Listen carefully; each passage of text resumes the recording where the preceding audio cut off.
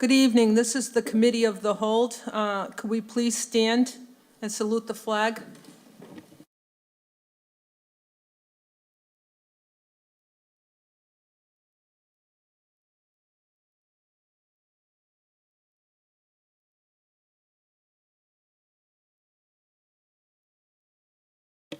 I am going to call on Councilor Cogliandro to come up here. Okay. Oh, Roll call for the Committee of the Whole. Councilor Cogliandro. Here. Here. Councilor Morabito is absent. Councilor Novoselsky is absent. Councilor Powers is absent. Councilor Rizzo is absent. Councilor Sereno is absent. Councilor Silvestri is here. Councilor Visconti is here. Councilor Zambudo absent. And President Pro Tem McKenna here. No quorum. But there's no deliberation. right. Anything happening, so. So can we call on Councilor Cogliandro? Oh, are we going to read the motion? I know. Well, I didn't get any communication, that's why.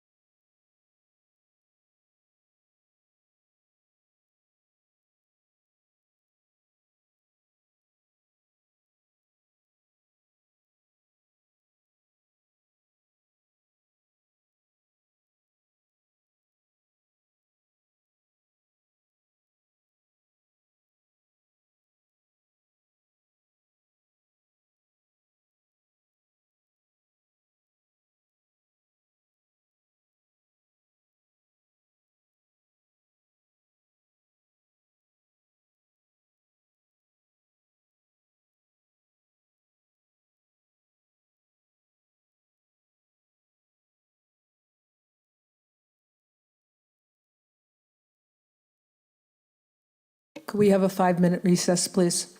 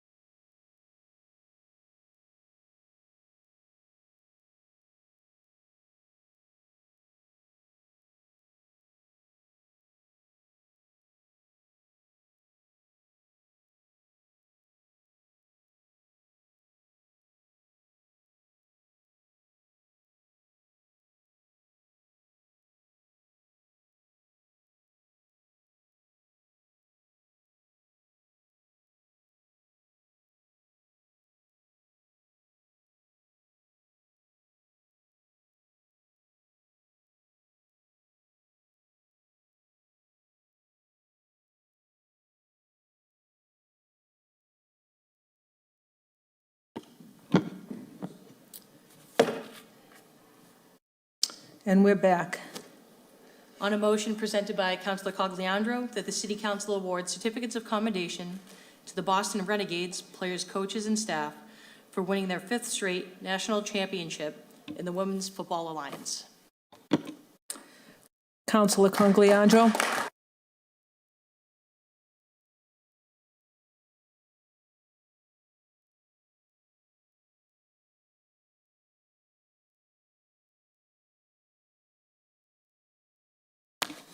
You too?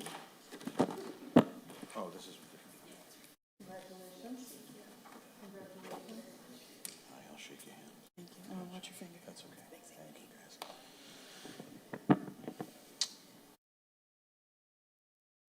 So this award is presented for their 5th consecutive national championship but this is for more than that. We have a professional sports team that's home is Revere, Massachusetts, and they play right at Harry Delarussa Stadium, and they have for the last 5 years, I believe.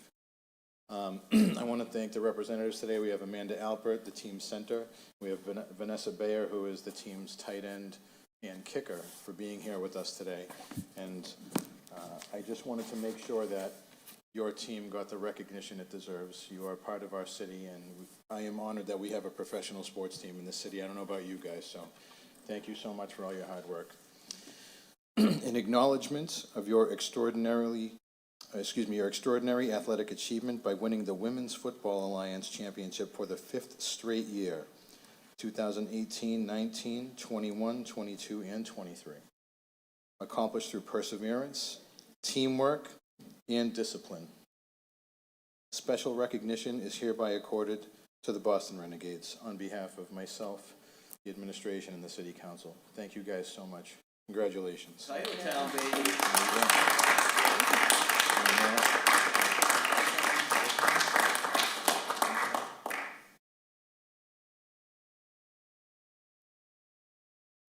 We also have Michelle Johnson, who's a defensive end here.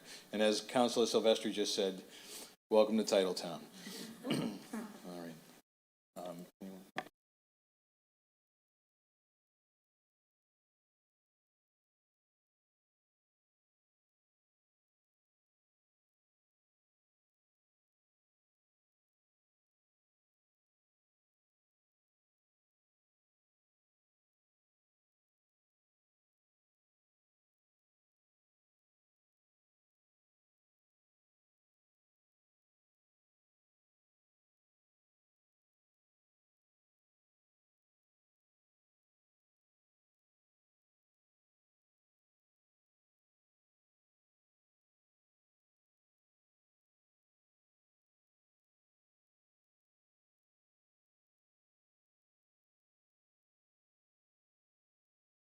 That concludes the Committee of the Whole meeting.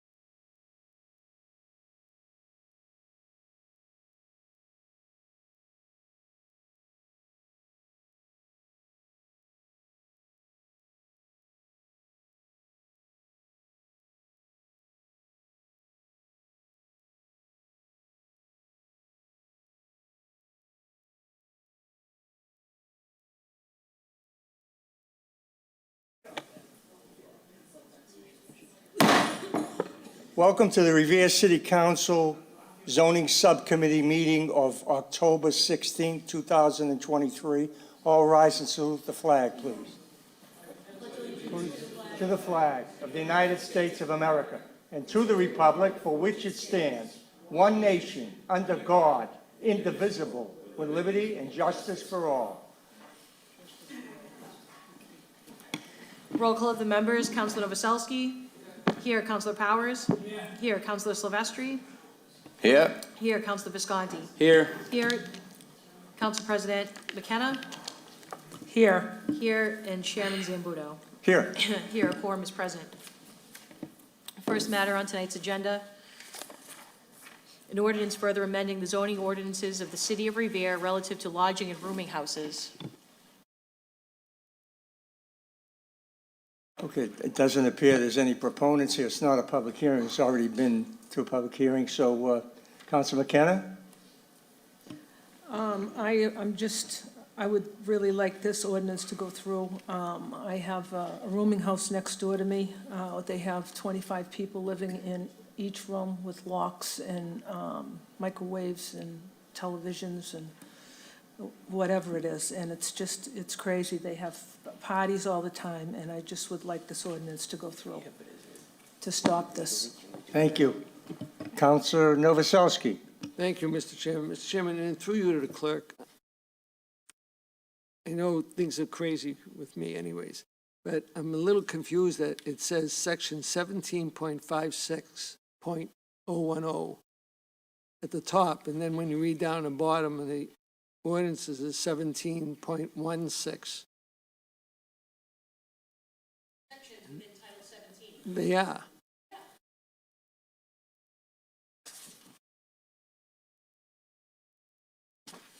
But nothing below shows 0.56. It shows 0.08 and 0.16. Referencing The heading, planning board's letter. well, that's one thing, but also the heading of the public hearing notice. In the heading of it, in the first paragraph. Those sections relate to amendments, zoning ordinance.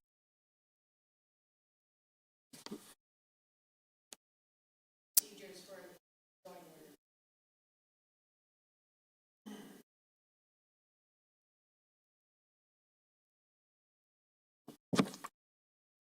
So what we're doing is kind of letting the license commission do outside tables.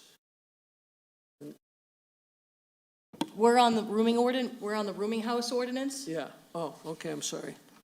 But a lot of this is some of it is for the Overlook Ridge District. Is that still, are we still talking about that now, or are we still talking about the We're on first? the rooming house. We're on the rooming house. We'll move on to that after this. Okay, so it's item number 1. Okay, thank you. Any other councilors? Okay, roll call. And this, please note that the planning board did favorably recommend the ordinance as proposed by Councilor McKenna. As noted. Call the roll. Shall the zoning subcommittee offer a favorable recommendation to the full city council for adoption of the lodging and rooming house zoning ordinance amendment? Councilor Novoselsky? Yes, Yes. Councilor Powers? Yes. Councilor Silvestri? Yes. Yes. Councilor Visconti? Yes. Yes. Council President McKenna? Yes. Yes. And Chairman Zambudo? Yes. Yes, the ordinance has received a favorable recommendation and will be reported out to the full city council this evening. Second item on tonight's agenda, Overlook Ridge, care of Veris Residential, Harborside 3, 210 Hudson Street, New Jersey, requesting an amendment to the revised zoning ordinances of the City of Revere relative to casual restaurant use in the Overlook Ridge Overlay District. Name and address for the record, please. Marshall Teicher with Veris Residential, 210 Hudson Street, Jersey City, New Jersey.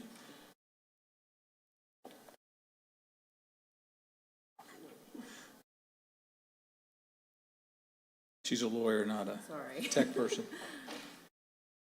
Are we having trouble technically here? What's up?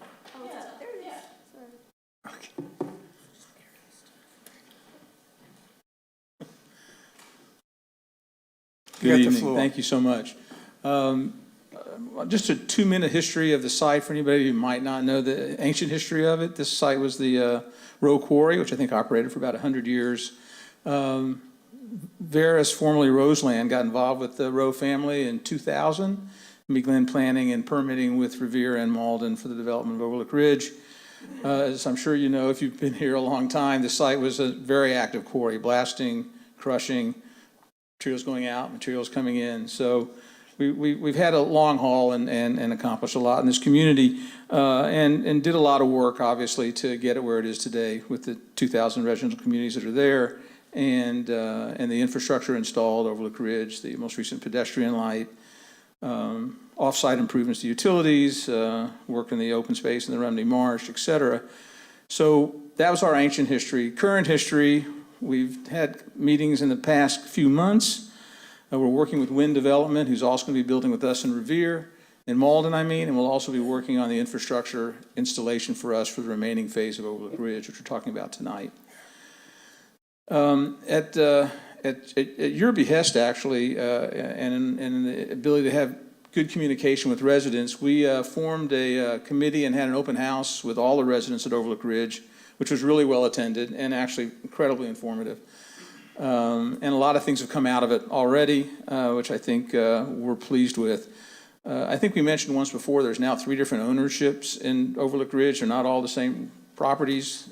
That's probably why I don't want to get into the ancient history, because then I'll have to bring up the promises that were broken. So Okay. let's All right. go with what the future is here, We'll go with because the we all future. know where we stand on what happened. So let's try Fair enough. Let's try to have a better relationship. Fair enough. And one that's honest and open. Fair enough. Thank you. Hopefully, we're always honest and open. We did meet with the community. We came to find out that not all the communities continue to run the shuttle system that has been reinstated. It makes all 3 stops at the Emory, at the Chase Altera, and at Quarrystone, and goes on to Haymarket and Malden Center on the schedule. It's been published. All the residents know about it, and we're quite pleased that it's put back on track and where it should have been. And we're pleased with that effort too. Yeah, it never should have stopped. Right. We also got a lot of input on stop signs down and striping that's missing and other things that you're taking care of. We've done all of it. We've gone through the property, even stuff that we don't own. We just kind of showed up on other people's properties and did work. So we've tried to catch up to where all the things that it should be to make sure it runs correctly. We're continuing to work with the other ownership to make sure there's good communications between all 3 property owners today. Certainly Wynn and Veris talk regularly and are excited about moving this forward to the next section. We're going to talk tonight about this remaining improvements to be done, which Bob Button at CDM Smith will go into more detail because I won't do it justice. But clearly we have the remaining infrastructure to complete, which is the relocation of Overlook Drive and the new intersection at Salem and Overlook Drive, a full lit intersection, as well as the Mass Highway long planned northbound ramps. So that work will be part of this final section of development as well, and we're actively working on that, and Bob will get into more detail. So really what I'm going to just cover, and hopefully I'll do it briefly, and I won't go backwards, is we're here to talk about the remaining 2 parcels in Revere, which is Lot 1 and Lot 15. Lot 15 is a remaining residential site, and in the master plan, it's zoned for a certain amount of units and a certain height. The applications you'll see coming from us going forward for this site will be less height and less units than are previously approved in the master plan. We're also going to be adding a 15% affordable housing component that's been asked of us as part of that project. And it will be a very similar property that we've built in the past. It'll be 5 stories of residential construction surrounding a parking deck. So we pretty much hide the deck as best we can and minimize surface parking. One of the things we'll talk about tonight is we've actually changed our request a couple of times. For the parking itself for Building 15, we're proposing a 1.9 1 parking. We talked last time about 1.75. We've increased that ourselves to 1.9. And we're proposing a dedication of 31 spaces of that 1.9, that is 0.10 spaces for visitor parking. We also learned something in our homeowner meetings that we had with the public, and that was that one of the properties at Overlook Ridge had eliminated, not 100% it turns out, but the majority of visitor parking, and reassigned it to residents. So we're proposing that in this ordinance for this remaining project, to ensure that doesn't happen again, you require the 0.10, the 31 spaces be dedicated to visitor parking. It can never be assigned to residents. So we think we will have adequately addressed the parking issue for this remaining project as well. And other than that, that's the Lot 15 description. I'll show you a few slides in just a second about it. You probably want to know why I haven't pushed it forward, but so I'm not sure which button it is that does it. We're going to have to be as quick as we can. I am. Because we So got- Lot 1 is the other one we'd like to discuss tonight. Parcel 1 is the commercial site. It's our proposal that we be able to develop retail instead of hotel on that site. Overlook Ridge as a community has a lot of people living here, and we don't have retail. We don't have the basic food services, restaurants, and we can't fit a lot on it, but that's what we want to put there. We believe we can fit just under 10,000 square feet, and we're adequately parked for it, and it's the right location to do it, and we think it will be a much better amenity for the community, and here it is up on the screen now. A much better amenity for the community. It's wrapping the fire station. As you can see, we've flipped the drive over, so now that drive comes to the west side of the firehouse, and so we have the retail situated there. So that is our other main request, is that we remove the requirement for hotel and allowed us to build retail at this location. Thank you. That's as fast as I can go. Any other questions? That's for very me? good. Thank Great. you. Thank you, Very sir. good. Good evening, Mr. Chairman. Mr. Button. Robert Button, CDM Smith offices at 75 State Street in Boston. I am here quickly just to touch base on the master plan and on the work with Mass DOT. We've been engaged by the Wynn and Veris team to complete the long-awaited connection to Route 1 northbound. The master plan image here shows the lots that are constructed as well as the proposed lots, shows the boulevard through the site and the new on and off ramps that will be constructed. What they will do is allow us to eliminate the ramps at the existing Lynn Street interchange, which are very quick, immediate turnarounds. We've had 3 meetings since June with Mass DOT, with the Public-Private Partnership Unit in Boston, and with the district to review the traffic study work that we've done this summer, as well as these concepts.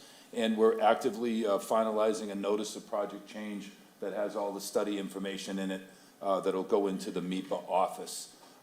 Probably one of the most important features for you all here is the new intersection that will be constructed on Salem Street. I know previous district councilors, I think it was Councilor Patch maybe initially, was very, very concerned about signalization. It's been something we've long talked about. This particular alignment here shows Salem Street on the bottom of the page with the curve. Route 1 is immediately up and down the page to the left-hand side.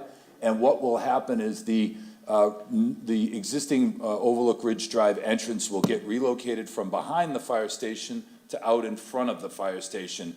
And it will be a fully signalized intersection with 2 travel lanes in each direction. So folks will be able to get up onto Route 1 much more efficiently, much safer. If you can imagine along Salem Street between the bridge and the corner, there are 3 major conflict points now: the site entrance, the fire station, and Lynn Street.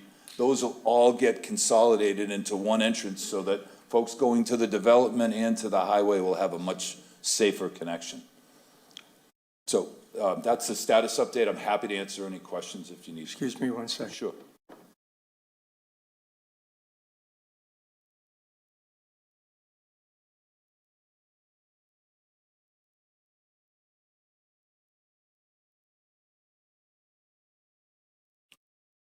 And one other important thing that I think you folks on the council and in the community will be excited about, as part of the new boulevard and the Complete Streets initiative with the cities and Mass DOT, we'll be constructing a 12-foot wide bike lane that'll connect across the street and to the Northern Strand Community Trail. So folks in the development itself will be able to connect directly to the trail, and then folks, obviously, that are on the trail would be able to connect up into the site. So Yes. that's an important part of the project. And with that, I'm happy to answer any questions. Any councilors have any questions? Mr. Chairman, I think you're wrong with this. I'm not sure you should be chairing this as a zoning while he's talking about the company and the part of the government that you work for. I thank you for your concern, but I have no intention of voting on this. I certainly can share it. I disagree, but I okay. take my dictates from the Ethics Commission. Thank you. Thanks for your concern. Any other questions on this? Madam Clerk, you have some conditions you want to read into the Mr. Chairman, record? as the ward council. Oh, I apologize. The ward council might have something to say about this. The reason I would have been voting for this if I wasn't recusing myself was because you're for it. So, Councilor Sereno. Thank you, Mr. Chairman. I just wanted to clarify a couple of things through you to Marshall, if you don't mind. Quick question.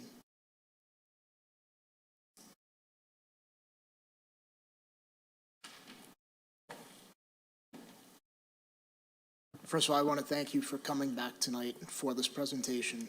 And I appreciate that you have worked with the other companies to reinstate the shuttle, as well as moving forward with the guest parking. However, from your perspective, I just want to kind of gauge, how can we make sure that the shuttle will be, I don't want to say infinite, but not just for the next year or two until you get all the permitting down pat?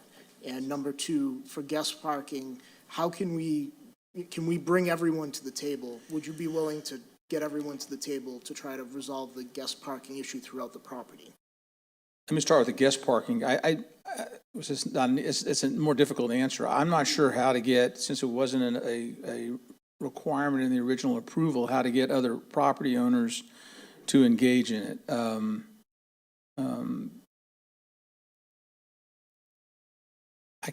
I would probably be able to get Veris for the building they just completed, the Emery, to do that. I just don't think that's the only building they own at this point. The other ones are owned by third-party owners. I don't know how to engage them. It's be a conversation, but I don't know how I can enforce it. The other question for the shuttle, you want to answer? I could answer that if you want. Just real quickly, Counselor, as part of the MIPA filing and as part of the final Section 61 requirements, the TDM, Transportation Demand Management measures like the shuttle bus, require annual reporting to Mass DOT, so that will be documented moving forward by the ownership. All right, and then, Mr. Chairman, through. Yeah, all right. Go ahead. Can I just piggyback off of that for a moment? Go ahead, yield you. I appreciate it, thank you. So just to Mr. Button's point, although it's within the MIPA findings and, we don't just want to rely on the state to conduct enforcement to make sure that they're fulfilling their end of the bargain. So one of the items I did propose adding to the changes before us tonight is to add within Section 17.23.060, Section E, there is a section of site plan review requirements where essentially we have to ensure that the site plan review committee, all of the decisions that they make are in concert with different plans that have been approved over the decades since this development was initially approved. So it already includes the master plan, it already includes some other planning documents, and what I had proposed adding is a clause which essentially makes the MIPA filing something else that the site plan review committee must include as part of their requirements, and that the Veris team must include when they apply to the site plan review committee. All right. Thank you, Mr. Chairman. Councilor Novoselsky. Thank you, Mr. Chairman. Now, if I'm correct, I don't know through you, sir, all the visitor parking from all the other owners is now used by tenants, not for visitors? It's my understanding that one of the 4 communities has converted some of their visitor parking to assigned residential parking. Not all. But they're different ownership, and so we really don't, but I made the same question, and I asked, and I was told, one of the Altera communities has done that, because they were short of resident parking. Because I know even back then, I was involved in this right from day one, Council Powers and I. And I remember in 2009, okay, we were promised that this whole project would be finished in 2014. Well, here we are, almost 10 years later. But and I believe in our approvals with the, $20, that there were visitor parking spaces within the 2.0 spaces per, part of that, like 0.5, was supposed to be for visitor parking. And if they eliminated that, they violated the permit, when they sold it. Hi, this is Jennifer Schultz. I'm Land Use Counsel for Veris. So while I can't speak on behalf of the other owner, one thing I can say, which hopefully will bring the council and this committee some comfort, is in our proposal for the zoning amendment that will apply to the remainder of the development, we're including specific language that of the 1.9 parking ratio we're requesting now, that 0.1 shall be set aside, for dedicated guest visitor parking. And so it will become not only potentially, it sounds like part of the site plan review and potentially conditions to that, but it will also be made a very clear requirement in the zoning itself, sort of so that what has happened cannot be repeated. And I just want to make sure that's somewhere in all the paperwork, that any future potential sales, the new owners cannot do it. Yes, it will be, I just wanna make sure if that- accepted, it will be in the ordinance itself. Thank you, Counselor. Anybody else? Counselor Sereno? Thank you for the leeway, Mr. Chairman. Just in thinking, I don't know if this would be a question for the clerk or maybe for Mr. Rupp, because Mr. Rupp has a history of the site. Would there be some mechanism that the city of Revere and possibly the city of Malden could use to bring all the owners to the table to talk about these issues and get them straightened out in the permits and whatnot, and look back, and I know where the property was sold. I would really hate to think that years ago, when everything was being done, that we didn't plan for eventual, if the land were to be sold, if the properties were to be sold. So it's like its own little town up there, and actually kind of similar to Suffolk Downs. These major properties in the city, we need to have some, not authority over them, but oversight to make sure that they're not, messing things up.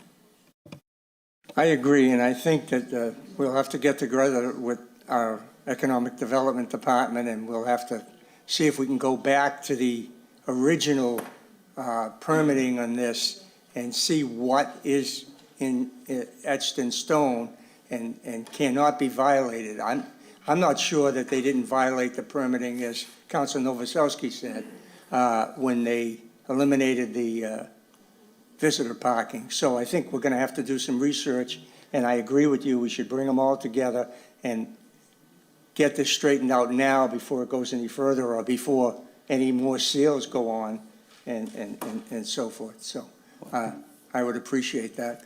Tom? Yep, Mr. Chair, I understand you don't want to go back in history here, but with your permission, we'll go on a little bit of a fact-finding mission, and if there is anything within a past site plan review condition or anything within the permit, we won't bring them all together to talk about it. We'll just take enforcement action against them for not complying with their permit. Right. And moving forward at the next site plan review, that decision, we're actually going to request that it be filed in the registry, so it's right there for everybody, and it would survive upon sale, if you will. Yeah, I'm certainly not worried about this particular one. This is covering everything. And here comes Mr. Rupp. Just to try to respond to that, I think Press the button, Paul. I keep forgetting. That's a great idea. Call the both cities together with all the owners and try to, but all prior site plan review approvals have the condition for the parking that should be recorded with the respective registries of deeds, Malden and Revere, and that's something that I think is very important now as you're having this Yeah. sale after 3, 4 years of Right. property, so. And that was my hope that it was, and I was pretty sure it would be. Mr. Chairman, just a quick question. Are we going to be voting on both of the items on zoning, item 2 and 3, together? Madam Clerk? The casual restaurants and the parking, for visitor parking? Yes, that was all contained within Overlook's proposal. It's one vote, yeah. No, just a clarification. The council mentioned 1.9 spaces and 0.1 for visitors, and this is showing that it remained at 2, and that 0.25 spaces per unit be for parking. Yeah. What was that? The planning board's recommendation was to have the Overlook Ridge Overlay District remain at 2 spaces per unit, and that 0.25 spaces per unit be required for visitor parking. That was the planning board's recommendation. Overlook's proposal is for 1.9 with 0.1. So we're voting on 1.9. Madam Clerk, you want to call the roll? Excuse And me. no, I'm sorry, Councilor My Visconti. apologies. What was the planning board's approval? What's that? What was the planning board's approval? 2.0? The planning board recommended, Overlook's proposal initially was 1.75. Yes. The planning board came back with a recommendation indicating to remain at 2 spaces, but with 0.25 spaces dedicated for visitor parking. That was the planning board's recommendation. Overlook Ridge then submitted their proposed amendment that the zoning board can take up tonight for 1.9 spaces with a 0.1 visitor parking ratio. Okay, so that's less than what the planning board Less Correct, recommended. but it's more than what the original proposal was for. It appears to be a compromise.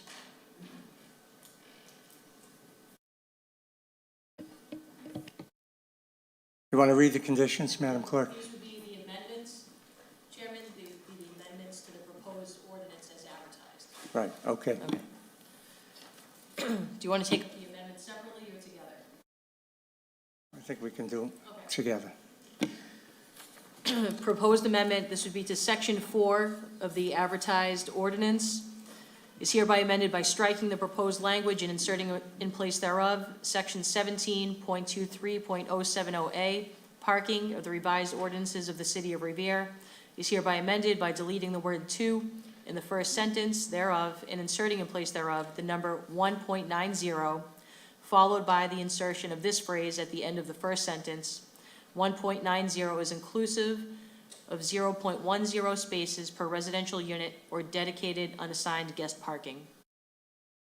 The second amendment would be to insert a new section 8 in the proposed ordinance, section 17.23080, general regulations for the Overlook Ridge Overlay District, is hereby amended by striking the last sentence of the section, the provisions of Title 17, Chapter 17.23 of the revised ordinances of the city of Revere, the Overlook Ridge Overlay District, the boundaries of which are set forth in Exhibit A, attached and illustrated as OROD A and B, shall not take effect for OROA and B until a building permit is issued by the City of Revere Building Inspector for the hotel proposed to be constructed on OROD C.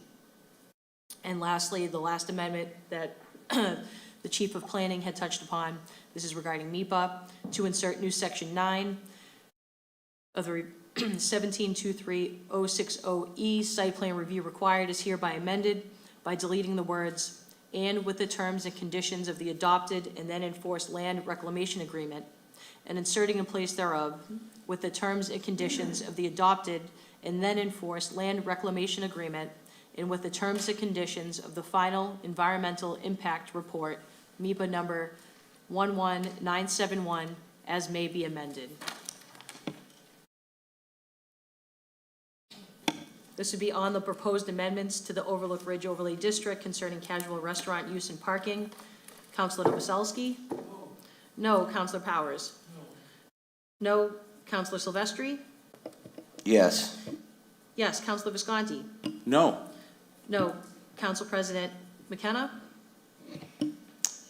Yes. Yes. And Counselor Zambudo is recused. The amendments fail. Did you want to take a roll call on the ordinance not as amended, as proposed? That's a good question.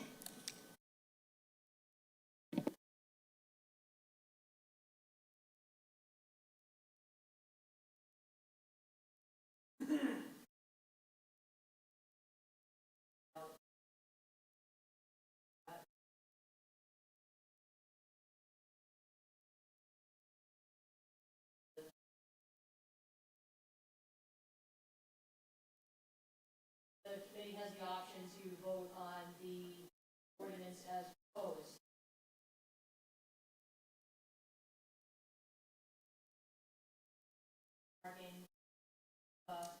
Or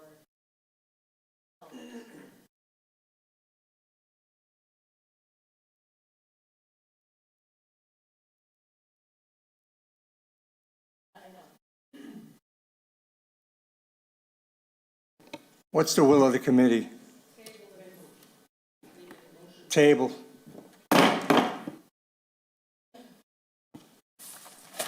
Next item on the agenda is a special permit request from Broadway Capitals CDPM Inc., requesting a special permit from the Revere City Council to alter the existing special permit, C-2201, by increasing the number of affordable units within the permitted 72-unit mixed-use development from 7 units to 18 units, consisting of 6 units at 70% AMI and 12 units at 80% AMI at 133 Salem Street. Name and address, please. Michael Vano, 133 Salem Street, Revere. Yeah, so I just want to...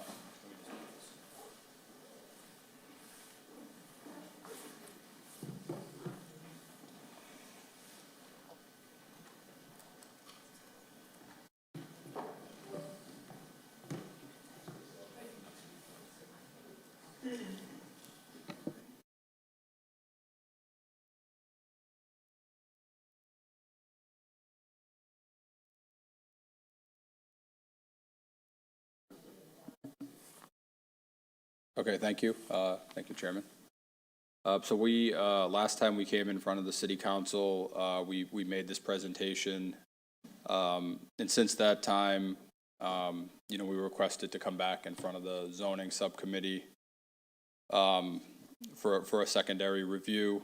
So nothing's really changed. Our proposal is to modify the total number of affordable units. Currently, as it stands, there's 7 as required by the initial special permit.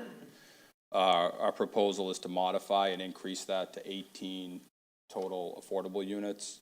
As Ashley had mentioned, 6 of which would be at the 70 AMI level and 12 at the 80% AMI level.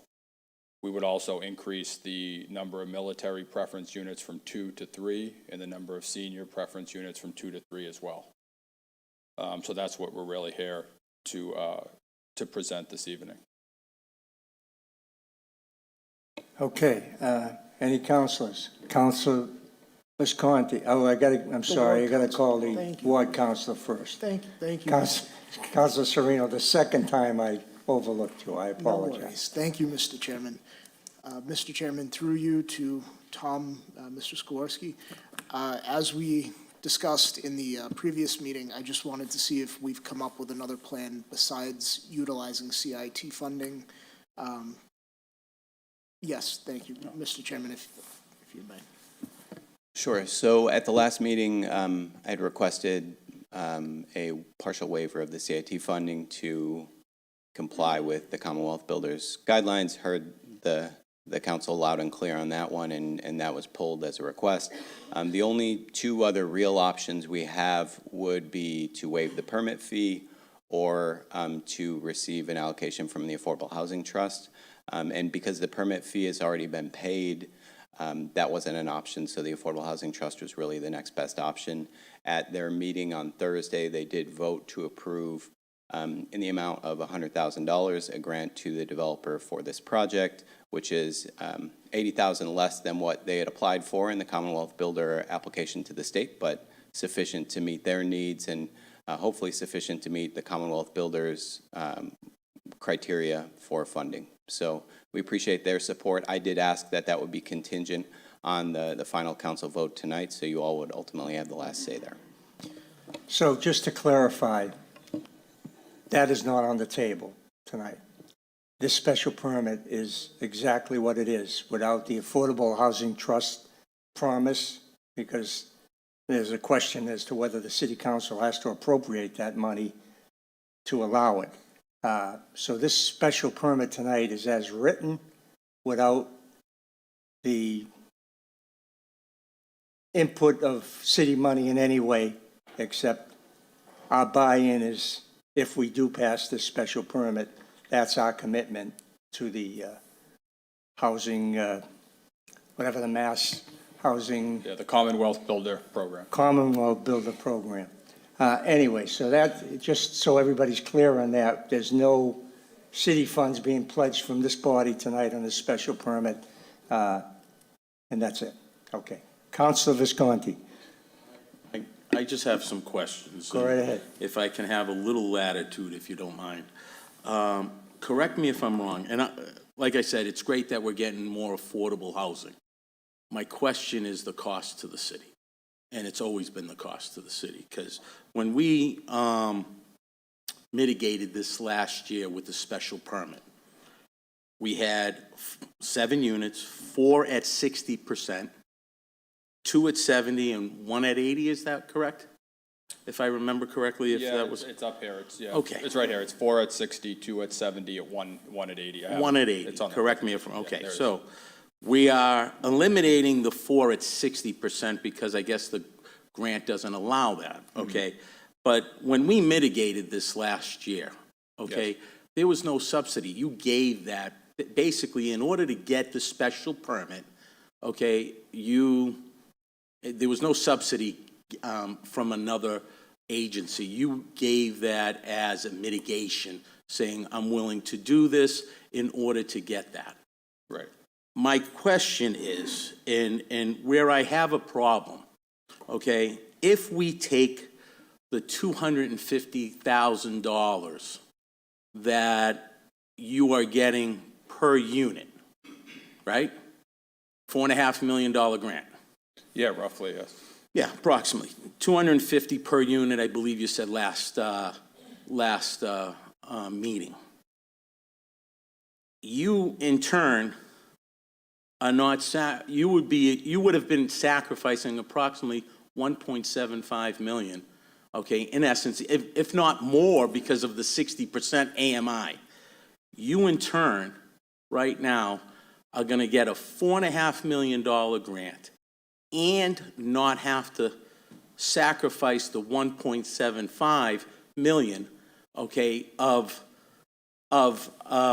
mitigation that you would have had to mitigate, that you mitigated for those 7 units. If we take that $250,000 number, correct me if I'm wrong, right? Just as a ballpark. Yeah, it's a little less, but yes. Okay, but you're getting it on the other end. So if you do that, you're getting $4.5 million and you're not sacrificing the 1.75 million, approximately, that you would have had to sacrifice to do the whole project, okay? And you're getting $100,000 from the city.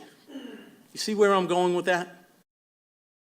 Do I you think see the numbers? it's a little more complicated than that because. The numbers are the numbers. Yes and no. Well, yes, the numbers are the numbers. Okay. But so a couple of things have changed since we started the project. One being, obviously, construction costs have increased. That's neither here nor there. Well, go ahead. Well, no, that's just a fact. So because of like inflation, we had like increases in construction costs above and beyond our control. So there have been some things that changed. So the 250,000 per unit actually goes towards the construction costs. But for that, we also increased the total number of affordable units. So the total number of affordable units went from 7 to 18. So rather than selling, let's just say on average, these were, the sale price of the 7 units was, I don't know, 200 and something thousand. Now we're doing 18 units at, I know, that but you're price. getting the you're getting the $250,000 to subsidize that. The construction cost. Partially subsidized, yeah. The construction cost is the construction cost. The developer eats the difference, not the city, unfortunately. If the increase, if costs went down, you would be benefiting, okay? Where costs went up, now it's coming, it's hitting your pocket. What my problem I'm having, okay, is that it's costing the city. Instead of you, as a developer, okay, putting money into the the Affordable Trust Fund, you want the money coming out to give you more. Meanwhile, you're also saving the $1.75 million that you originally mitigated. So I have a problem. I have a fundamental Point of problem information, with Mr. that. Chairman. That's all. I have a fundamental problem with that, and it's costing the city Point of money. information, Mr. Chairman. State your point. Although I agree with my counselor to my left, to where he's coming from, he's wrong. He's mistaken, I should say. Okay. That I get the point that he's saying that it costs the city money and that it should be borne by the developer, and fundamentally, I agree. The problem is it's the state. It's the program that the state, and I had said this during the last meeting, the state wants the municipalities to fork over the money to show that we're invested in the development. So it's not so much that the developer is trying to shake us down. It's a kind of a requirement, a good faith requirement by the state, which in itself is problematic. I agree to a certain extent with your point of information. However, my position, and I think if you read the law, us amending this special permit is enough buy-in to create to allow the grant, that would allow the grant. That's my position on this, without any money from this Affordable Trust. But I don't have any control over what this Affordable Trust does. It's a separate group, but I agree with both of you. But in essence, go ahead. Council Silvestri. Go ahead. No, go Oh, ahead. no, you still get the floor. No, go ahead. No, finish, you got the floor. I guess to my colleague to my right, I think we are sacrificing, based on the 4 units are at 60% AMI, and that no longer exists either. So, we as a community, okay, or as a city, can also say that we're trying to assist the developer by nullifying the 4 units at 60% AMI and, and just moving it to the 70. So we are making concessions here. I just can't see how we, as a community, can actually give back this developer, okay, or any developer, it's not just particularly you, a developer that says, here, he was originally going to cost probably anywhere in the proximity of 1.5 million, 1 million plus, let's say, for mitigation. And now we as a city are giving him $100,000 for 11 more units of affordability. And I'm all for affordability, okay? But I think the developer should come and actually make some more concessions rather than the city making these concessions, because more money is going into his pocket or the company. That's how I feel. Thank you, Mr. Thank you for your comments. Council Silvestri. Yes, Counselor, and I agree with both counselors, but we desperately need affordable housing in this city. We have a developer that's coming to the floor who wants to present affordable housing, not just to rent, but to sell. So I look at it like this. We are giving $9,000 to residents to save hundreds of thousands of dollars in a unit that they may not be able to afford and before that this was happening. So please, guys, let's pass this and make it happen. Thank you, Counselor. Any other counselors? I just want to go on the record that I don't agree with the 100,000 coming into this thing, but I do agree with everything else here. But we don't have any control over that. It may come before us for an appropriation, and in that time, you could vote it down if you weren't in favor of it. So, oh, I apologize. Councilor Rizzo. Thank you very much, Mr. Chairman. Really wasn't all that important. I just wanted to, as I've been listening to the testimony from councilors, and Councilor Silvestri just kind of summed it up. I mean, you're coming here, when I first saw the proposal, it's about you want to give residents of our community the ability to pay less or to loosen up the requirements for a unit or what, and you know, I think right now we're kind of splitting hairs. Right now, people are hurting. You know, we're in an all-time high, at least as of late, with respect to interest rates and inflation and costs of goods. And if we can do something to help make life more affordable for people, particularly as it pertains to our own Revere residents, then I think we should be doing that. And, you know, I think the chairman makes a valid point when he talks about down the road, if there's other things that occur or come up, we can address them at that point. But right now, let's try to get this passed so we can, I mean, the project's been approved, so there's no more conversation about that. This is just adding affordable units. So I have to say, I'm in support of it, and I think we should just move it along. Thank you very much, Mr. Chairman. Thank you, Councilor Rizzo. Do you have something else, Councilor Visconti? Go ahead. One other question. So as this is solely based on the affordable, the changing of the units, correct me if I'm wrong? That's correct, and it's amending the special permit to do just that, nothing else. Okay, it has no, is that correct, Madam Clerk? Yes, it's just the special permit was just increasing the number of affordable units. Okay, affordable, in order for the Affordable Trust Fund to be allocate any funds, do they have to come in front of us as well? That was a question I asked Mr. Biscay. He still has to do some more research and get back to the city council. Okay, all right, thank you. Madam Clerk, you want to, I'm sorry, Councilor Sereno. Mr. Chairman, I just wanted to again reiterate for the record, for the audience at home watching, that these are not, because we're saying we're adding affordable units. I just want to be clear that we're not adding units to the development, that it is strictly how the units are calculated and counted, but it's the same number of units as was approved. So, thank you. That's correct. It's still 71 units. Well, it's actually 71 residential. 71 residential. One office space in the basement. Yeah. That was. Well, we're not giving a subsidy to the commercial unit. Okay. All right. I'm just checking on that. We'll take one. Okay, Madam Clerk, do we have amendments to read in, or what do we have? There are conditions submitted by Frank Stringy. They are lengthy. The zoning subcommittee could waive the reading if you wish. It's up to you. We'll waive the reading, correct? Okay, everybody agree? All right, on the Shall the zoning special permit. Shall the zoning subcommittee offer a favorable recommendation to the full city council to grant the relief requested for 133 Salem Street, subject to the conditions as submitted by Frank Stringy, the city planner? Councilor Novoselsky? Yes. Yes. Councilor Powers? Yes. Councilor Silvestri? Yes. Yes. Councilor Visconti? Yes. Yes. Council President McKenna? Yes. Yes, and Chairman Zambudo? Yes, Yes, the special permit has received a favorable recommendation. Thank you. thank you. Last special permit on tonight's agenda is C-2305, Youssef Abarali, requesting a special permit from the Revere City Council to expand and alter an existing non-conforming structure by constructing a second-story, 1,064-square-foot addition for storage space at 570 Broadway.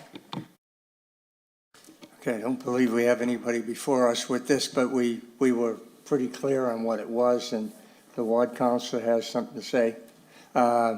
Councilor Cogliandro. Thank you, Mr. Chairman. So I was hoping that a representative would be here tonight for this project because there was an agreement between the developer and the abutter on Cummings Ave that they would lower the project from 11 feet to 8 feet.